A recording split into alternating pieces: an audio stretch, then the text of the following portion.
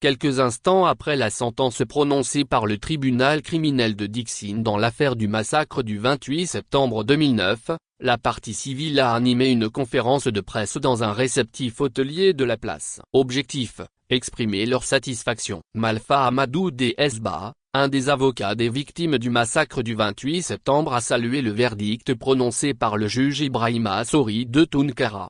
Selon lui, ce verdict devrait servir de leçon à ceux qui veulent s'éterniser au pouvoir contre la volonté du peuple. Je crois que cette décision sonne le glas de l'impunité dans notre pays. Elle devrait servir d'avertissement pour tous ceux qui veulent à travers la répression se maintenir au pouvoir contre la volonté de leur peuple. Je pense que ça devrait servir de leçon. Ceux qui sont là aujourd'hui qui ont été condamnés à des lourdes peines étaient hier aux affaires. Ils ont tout fait pour se maintenir au pouvoir à travers des répressions. Je pense que c'est une leçon que tout le monde doit retenir pour que de tels comportements ne se reproduisent pas, a-t-il alerté. Les victimes du massacre du 28 septembre 2009 saluent la requalification des faits en crime contre l'humanité. Le fait même que le tribunal ait retenu le crime contre l'humanité est une satisfaction immense pour les victimes. Parce qu'effectivement, il s'agit d'un crime contre l'humanité et le fait de reconnaître cela et de condamner les accusés à cette peine est un vrai soulagement pour les victimes et une grande fierté pour tout le travail qui a été abattu pendant près de 15 ans, et surtout cela va certainement permettre aux victimes qui ont souffert le martyre de se resocialiser et ensuite de tourner cette page sombre de notre histoire. Nous respectons et saluons les montants qui ont été fixés par le tribunal,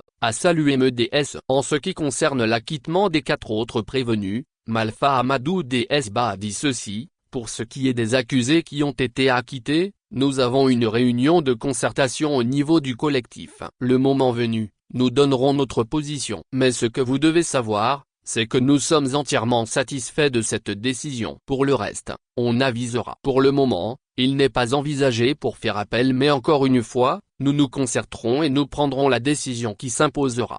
Il est important de rappeler que c'est la première fois qu'un ancien chef d'État guinéen est condamné pour crime contre l'humanité.